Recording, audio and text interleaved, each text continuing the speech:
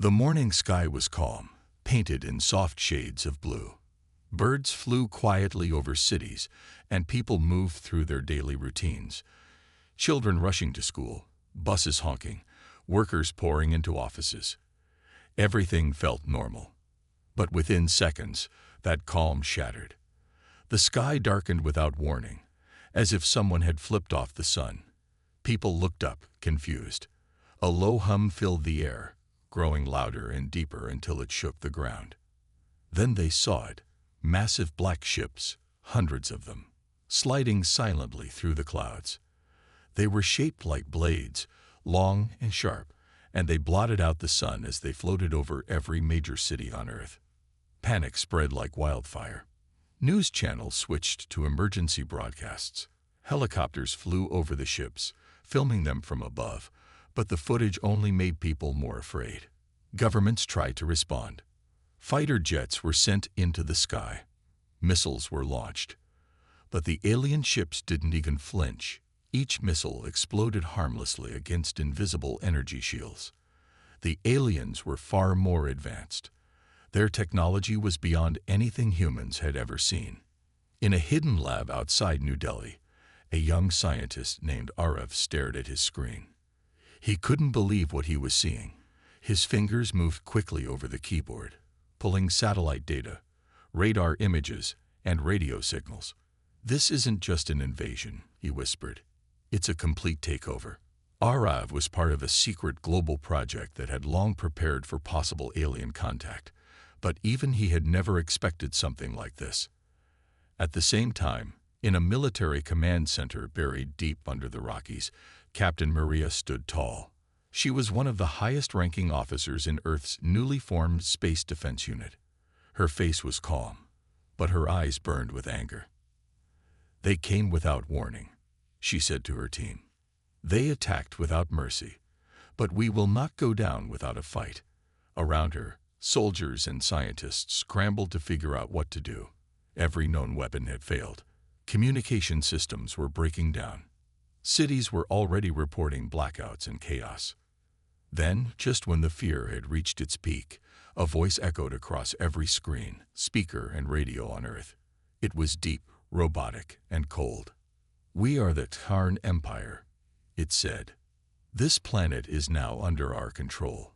Do not resist. Your governments have failed. Your weapons are useless. Surrender peacefully, and you may survive." The message repeated in every language. Some people dropped to their knees, crying. Others shouted in anger. A few began looting, thinking the world was ending. But not everyone gave up. Back in the lab, Arav's screen flickered. A strange pattern appeared in the alien signal. It was like a glitch, something the aliens hadn't noticed. He leaned in closer, his heart racing. "They made a mistake," he said. "They don't know we can see this." He quickly saved the data and backed it up on several drives. Then he picked up a secure phone and made a call. In another part of the world, deep inside a tech bunker, Zara sat in front of a wall of screens. She was a brilliant AI programmer, known for building systems that could think faster than any human. Arav's voice came through the speaker. "Zara, I need you. The aliens sent a signal with a hole in it. We might be able to talk back." Zara's fingers danced over her keyboard. "Send me the file," she said. "Let's see how smart these aliens really are." That night, while the world trembled under alien ships, a small group of humans gathered online in a hidden network. Arav, Zara, and a few others from around the globe shared what they had discovered. They were scientists, soldiers, hackers, and engineers. They called themselves the Core. They knew Earth had no chance in a normal war. But what if they didn't fight normally? What if they fought smart? Captain Maria received their secret message and smiled for the first time all day. "So they missed something," she said. "Good. That means they can bleed." And as the world slept under the red glow of alien lights, something began to change. Not in the sky, but deep underground, in basements and bunkers, in code and signals and whispers. Humanity was not defeated yet. They were planning something, watching, learning.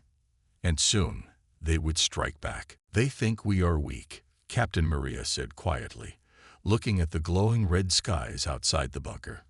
Her voice was calm, but there was fire in her eyes. Around her, the control room was full of movement. Screens showed cities under alien control. Drones floated above roads. Alien ships patrolled silently. Earth was no longer free, but that didn't mean the fight was over. Far away, Arav stared at his laptop in a dark room. The signal he found was still there. The aliens were using a communication system that was strong, but not perfect. Inside that system, Arav and Zara had found a tiny gap, something the aliens didn't protect. "This is our way in," he told the group on the secure call. "They can't hear us if we whisper in the right frequency."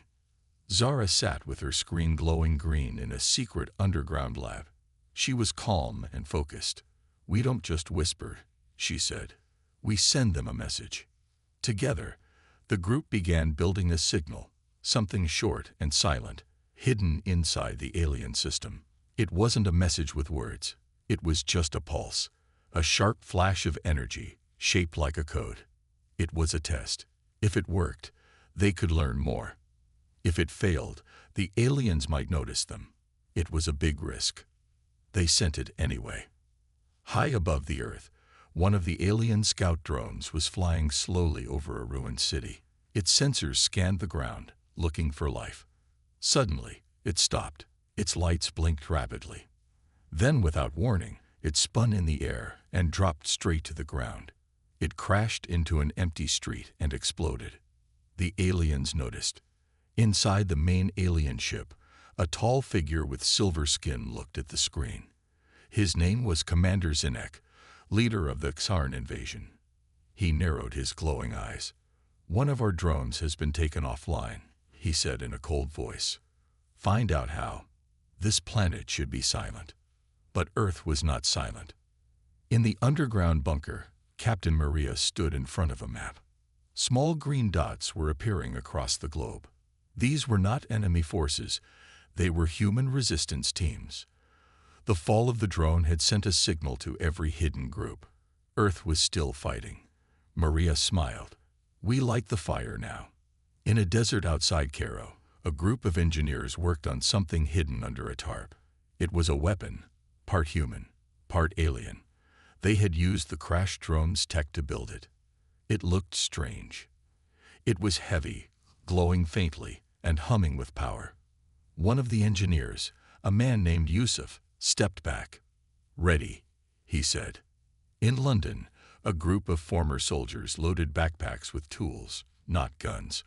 "We hit them in the wires," their leader said. "We cut off their eyes." Zara, working nonstop, had created an AI assistant called TALOS. It wasn't perfect, but it could think fast. It could analyze alien signals and suggest weaknesses. Ara fed it every bit of alien code they had. "We won't beat them with guns," Aref said. "We beat them with brains." At midnight around the world, the resistance teams made their first moves. Small, quiet attacks. They didn't try to destroy the ships, only confuse them. They jammed signals. They blacked out sensors. They tricked patrol drones into flying into walls. The aliens started to notice something was wrong. Commander Zinek looked at his officers. "These creatures are evolving. Fast." Zara smiled as she watched TALOS predict the next patrol pattern. "You're not the only smart ones," she whispered. Back in the bunker, Captain Maria received a report from South America. A patrol ship had been forced to land due to a sensor failure. Local fighters had taken control of the wreck. More alien tech to study, more tools to build. Then the aliens responded. A huge ship appeared over the Atlantic. It was larger than the others, and it began sending out a new type of pulse, one that scrambled human electronics. Screens went black. Communications failed.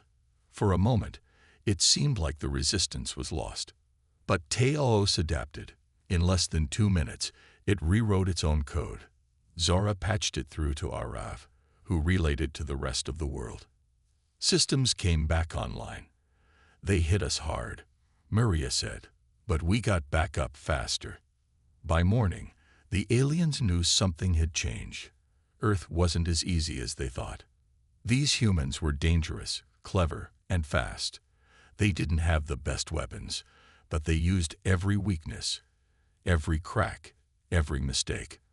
Back in the alien control ship, Commander Zenak watched Earth's activity. We underestimated them, he said. And he was right. Because far below, in an old underground silo, something big was waking up. Arav stood beside it, breathing heavily. They had built something from the parts of 3 alien machines. It wasn't just a weapon. It was a signal, a call. And once it activated, nothing would be the same. The desert wind blew softly across the sand as the sun rose. In the middle of nowhere, a group of engineers stood quietly around a strange machine. It was tall, shaped like a tower, made from alien metal and human steel. Blue lights pulsed inside it. This was the beacon, the first real counterattack Earth had built. It didn't shoot bullets.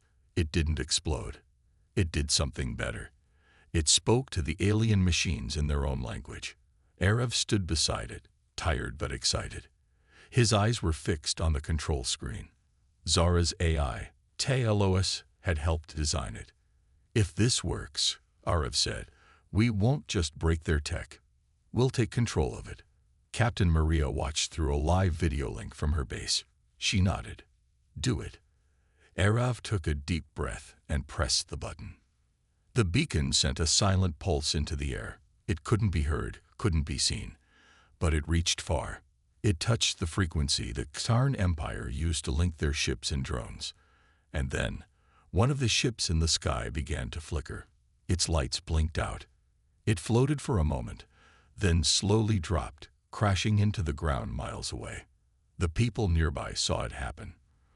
For the first time, an alien ship had been brought down without a single missile, not by force, but by hacking. The resistance cheered. Zara smiled. They use one brain to control everything, she said. So if we control the brain, we control them. Word spread fast. In underground networks, in hidden bunkers, on hacked satellite lines, people began to believe. The aliens could be beaten, not with war, but with human cleverness. Engineers, hackers, scientists all joined the effort. They brought tools, ideas, broken alien tech. They called it the turning point. But the Xarn Empire wasn't staying quiet. Commander Zenak stood inside the command chamber of the main alien mothership. His glowing eyes narrowed. A human signal shut down one of our scouts, he said coldly. These creatures are learning too fast. His second in command, a shorter, spikier alien named Vec, spoke in a hissing tone. We should burn their cities, crush them before they become a threat. No, Zenek replied. We will study them, and then we will erase them. That day, the aliens changed their strategy. They sent down new machines. Bigger, smarter. These machines didn't just attack. They hunted. They scanned everything. Voices, heat, energy, movement. They searched for the beacon. In Cairo, Yusuf and his team moved the beacon underground. We can't let them find it, he said. It's the only one we have. But time was running out. Back in London, Zara and her team worked nonstop. Talos had learned how to mimic alien signals. That meant it could talk like one of them. Arav had an idea. What if we send a fake command? What if we tell one of their patrols to turn on the others? It was risky. If it failed, the aliens would trace the signal. But if it worked, they could turn the alien machines against themselves. They prepared the signal. At midnight, they targeted a small alien patrol in South America. The signal went out. For 10 long seconds, nothing happened. Then one of the alien walkers turned its head, aimed at the others, and fired. The others fought back. All 3 were destroyed in the chaos. It worked. Maria slammed her hand on the table. We're not just surviving now. We're fighting back. But just as hope returned, the aliens answered with something terrible. A new ship appeared in the sky, different from the others. Blacker, sharper, dead silent. It hovered over the Pacific Ocean and dropped a large metal object into the water. Hours later, earthquakes began. Tides rose. A pulse wave knocked out satellites. Arav and Zara stared at the readings. "They've activated something," Zara said. "Something deep under the sea." Tad Alois scanned the signal. "Unknown energy detected," the AI said. "High risk. Possible terraforming device." "They're trying to change the planet," Arav whispered, "to make it like their world. If that device kept running, Earth's atmosphere, oceans, and land could become unlivable for humans within months." The war wasn't just for freedom anymore. It was for survival. Captain Maria gathered the core, the secret team leading the resistance. "We need to destroy that device," she said, "but we can't reach it with weapons." Arav stepped forward. "We don't need to reach it physically. We just need to get a signal into it." Zara nodded. "We can build a second beacon. Smaller, portable. We fly it close, override the machine, and shut it down." "But who's going to fly that close?" someone asked. Captain Maria didn't hesitate. "I will." As the team began building the second beacon, time ticked away. The alien device in the ocean was changing the world slowly, but steadily. The skies were turning gray. The air was growing heavy. But the humans were not giving up. They were building the weapon the aliens never expected. A weapon made of code, courage, and pure human will. The sky was darker now. The sun looked pale, as if something was stealing its light. Across the world, people could feel the change. The air was heavier. The winds were slower. The oceans didn't move the way they used to. The alien device dropped into the sea had started working. It was slowly changing Earth. But far underground, deep inside an old military hangar, a group of humans worked without rest. Sparks flew from machines, tools clanged against metal, and voices gave sharp commands. They were building something, the second beacon. Smaller, faster, and more powerful than the first. This one had a clear mission: fly close to the alien terraforming machine in the Pacific and shut it down from the inside. Captain Maria stood at the edge of the room, watching every move. Her uniform was dusty. Her face was tired. But her eyes were steady. She had already made her decision.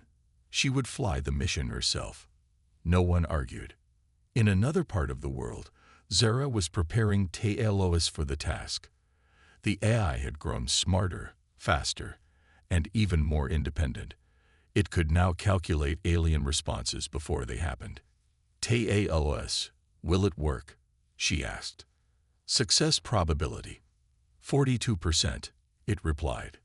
If we increase signal range, 67%. Zara bit her lip. That wasn't high, but it was enough to try. We don't have time to wait for perfect, she said. Arav was working on the final software update. The second beacon needed to speak the alien machine's language clearly and fast, before it reacted. If it senses a threat, it'll self-destruct, he explained, and take half the ocean with it. They all knew what was at risk. The next morning, the team moved to a launch base near the coast. The second beacon was loaded into a stealth aircraft, small, black, and nearly invisible to radar. Maria suited up. As she stepped into the cockpit, Arav handed her a small chip. This has the shutdown code, he said. Maria looked at him. I'll bring it home. The plane took off at dawn, flying low over the ocean. Below, waves moved slowly, like something heavy stirred under the surface. At the center of the Pacific, the alien machine stood like a tower rising from the deep. Black, smooth, humming with power. Lightning flashed above it, but there were no clouds. Maria's voice came through the comms. Visual on target. Beginning descent. Back at base, Zara and Arav watched every data line. Talos kept scanning alien frequencies. No response yet, Zara said. They don't know we're here.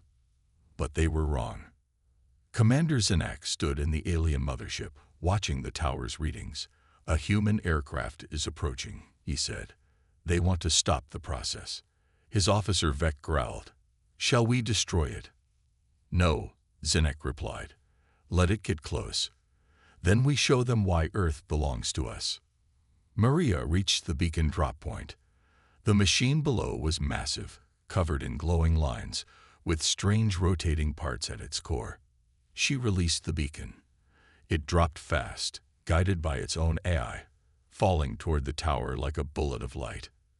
Then everything went wrong. Energy surged from the alien tower. A shockwave hit the plane.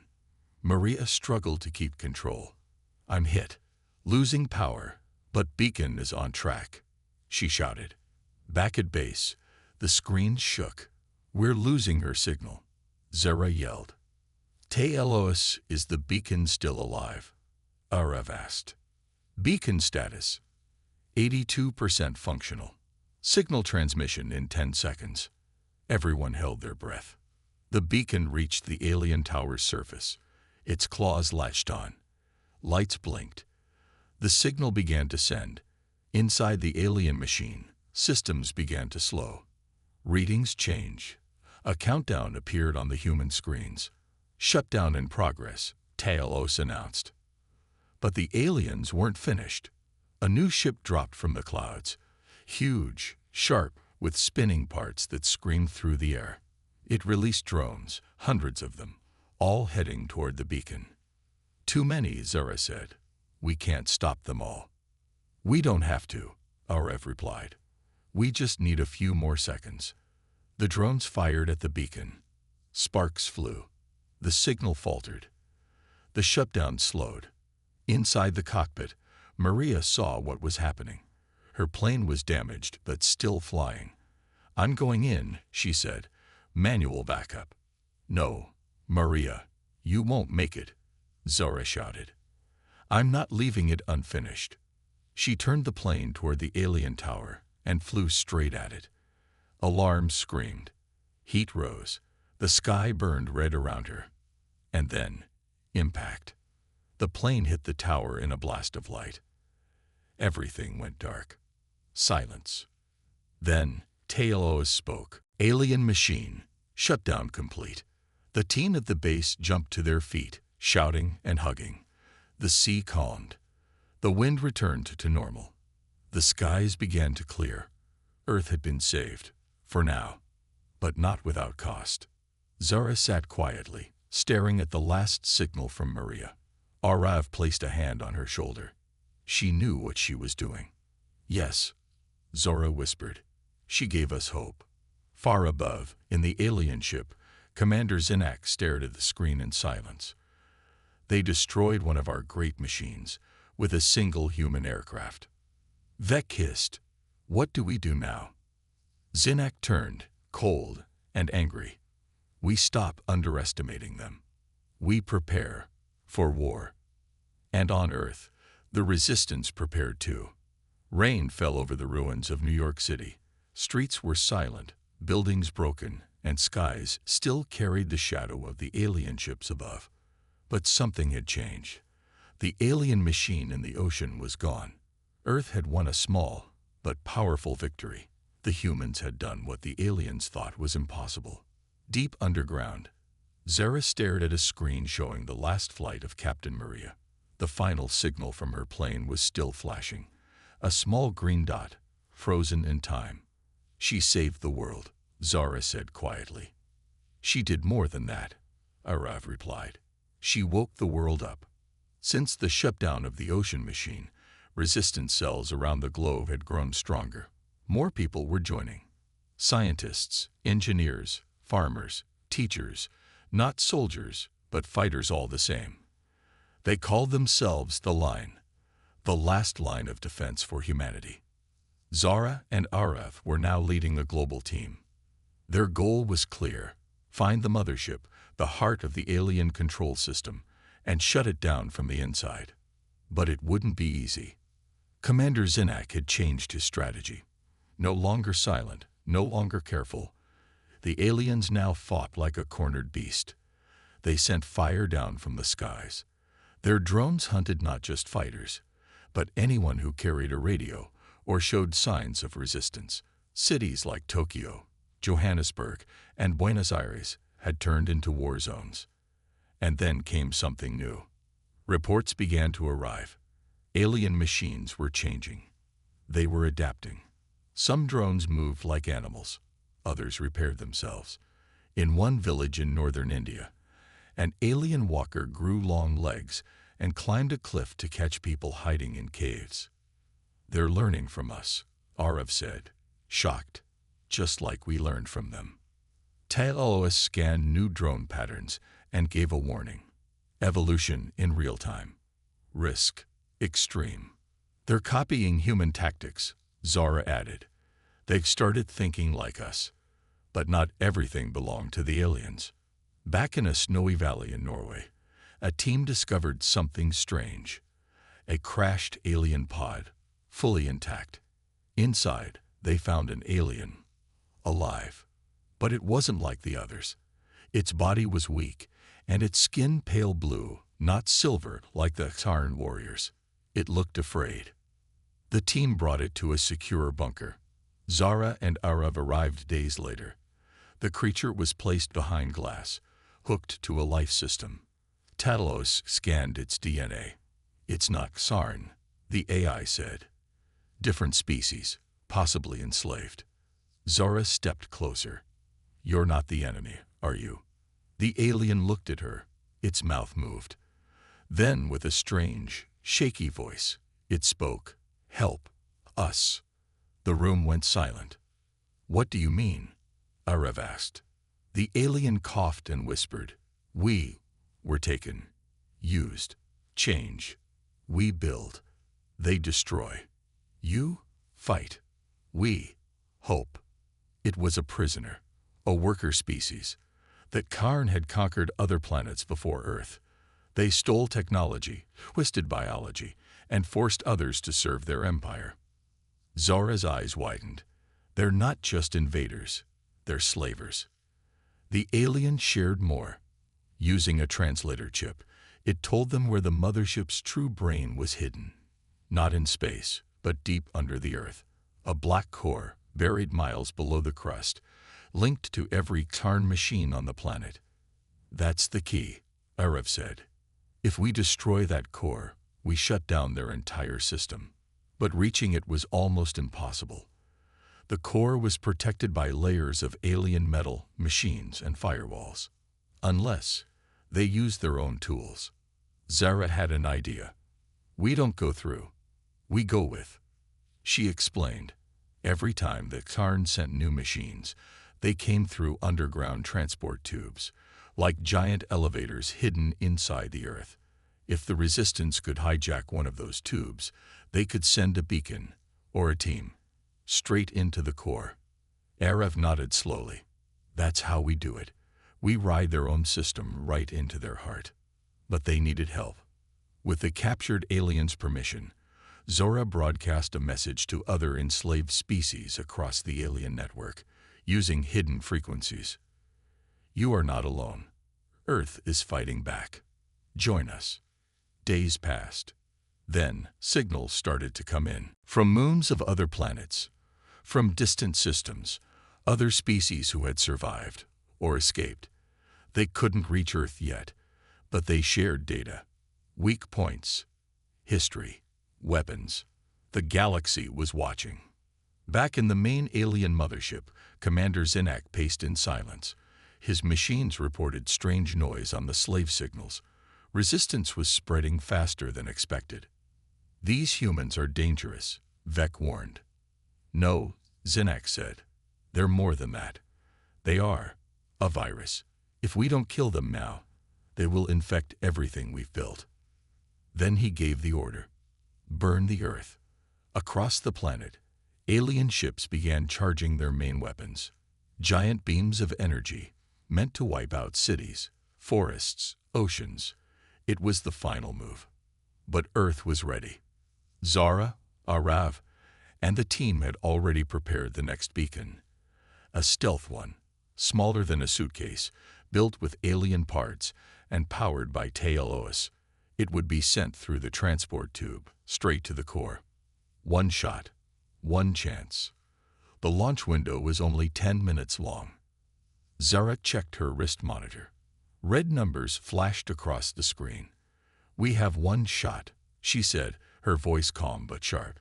"If we miss the cycle, the transport tube will seal. We'll lose our chance to reach the core." Arav tightened the straps on his backpack. The new beacon, shaped like a black cube, was secured inside. It was small, but powerful enough to send a shutdown signal across the entire Ikar network. "This thing better work," he said with a forced smile. "It will," Talos replied through the earpiece. "Probability of success, 61%, and rising." The team was gathered at the edge of a massive underground shaft. The alien transport tunnel was alive, walls glowing with energy, strange sounds echoing like whispers. It pulsed with light every few seconds, as if breathing. 2 resistance soldiers held the entrance door open. 5 minutes, one said. After that, the cycle closes for another day. Zora looked at Arav. "Are you ready?" He nodded. "Let's finish this." They stepped inside the transport capsule, an alien pod stolen and rebuilt by the Resistance. Inside, there were no seats, just bars to hold and a platform where the beacon was placed. "Launch in 10 seconds, Talos said. The capsule clicked. The walls lit up blue. Then, a sudden jolt. They were falling. Fast. The tube wasn't a straight tunnel. It twisted, turned, dropped deep into the earth. Zara's breath caught in her throat as gravity shifted. It felt like the world was spinning sideways. Screens on the wall showed strange symbols, alien language. Talos translated, "Central core. High security. All unauthorized access will be terminated." The pod slowed and stopped. They had arrived. The door opened into complete darkness. Zara stepped out first, weapon ready. Her boots hit smooth black stone. Around them was a massive cavern, hundreds of meters wide. At the center, a tall glowing spire pulsed with red light. This was it, the core, the brain of the entire alien system. "We made it," Arav whispered. But so did the aliens. Figures stepped out of the shadows. Tall, silver-skinned warriors with glowing weapons. Their eyes locked onto the humans. Zara raised her weapon. "Move fast." They ran toward the core, staying low, dodging blasts of plasma that lit the air with heat. Arav protected the beacon with his body, holding it tight like a heart. One alien charged, swinging a blade. Zara fired. It fell. Talos spoke quickly in their ears. "Core shielding active. Must reach control node at the base." There, Arav pointed to a panel at the bottom of the spire, guarded by 2 drones. Zara didn't stop. She rushed forward, jumped over a broken pipe, slid behind a pillar, and shot the first drone.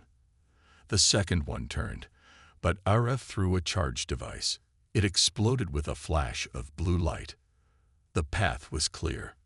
Arav ran to the panel and placed the beacon inside a slot. It clicked. Lights changed. The core began to pulse faster, reacting to the beacon. Then a deep voice filled the chamber. "Unauthorized access. Initiating system defense." From the ceiling, large metal arms began to descend, spinning, sparking with energy. Zara grabbed Arav and pulled him behind cover. "We need to hold it for 60 seconds, she shouted. A countdown appeared on Talos' screen. 60, 59, 58. The chamber shook. Lasers fired. One blast hit the ground near Arav, burning the floor. Another drone dropped from above. Zara shot it mid-air. She was running low on ammo. 45 seconds, Talos said. More arms reached toward the beacon, trying to remove it. Arav ran back out and grabbed one arm, pulling it away. It burned his glove, but he held on.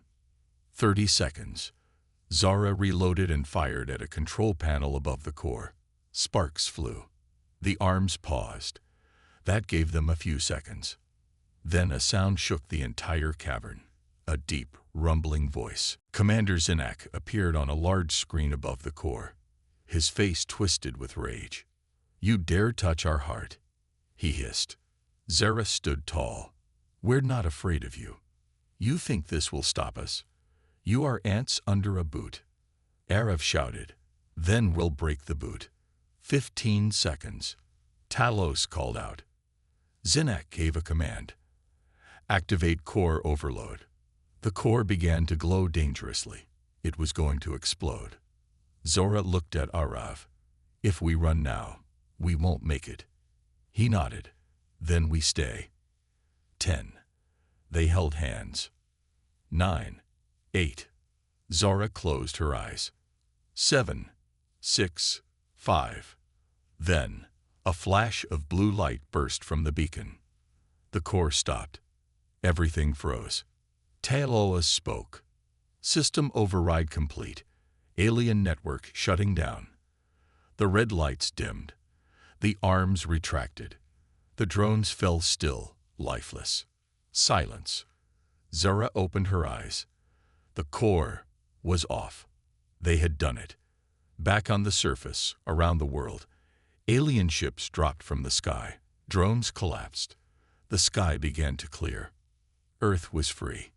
In the mothership, Commander Zinnak screamed as the lights shut down around him. "No, this world is mine." But it wasn't anymore. It belonged to humans. The sun rose slowly over Earth. For the first time in months, the sky was clear. No alien ships. No black clouds. Just light, soft and golden, touching the ruined cities and quiet forests. The world was wounded, but it was still alive. Zara stood at the edge of a cliff, looking at what remained of the battle. Smoke rose from distant buildings. Alien machines lay scattered like broken bones. But the core was offline. The war was over. "We did it," she whispered. Arav walked up beside her, his arm bandaged but strong. "It doesn't feel real." Talos spoke from the small device on Zora's wrist. "Alien system shutdown confirmed. Remaining drones non-functional. Sarn communications silent." All over the world, people came out of hiding. They stepped into the streets. Some held flags. Some held hands. They looked up, waiting for the next attack. But it never came. The Tarn mothership, now powerless, began falling from orbit. Fire wrapped around it as it broke apart in the sky. Some pieces crashed into oceans. Others landed in empty deserts. The monster that once ruled Earth was falling apart. Inside one of the alien crash sites, resistance teams moved quickly. They recovered tech, saved the enslaved creatures who had worked inside, and looked for anything that could explain what the Tarn truly were. What they found shocked everyone. A large vault, filled with maps, not of Earth, but of dozens of other planets. Planets that had already fallen. Others that were next. Zara stared at the maps. "They were planning to take the entire sector," she said.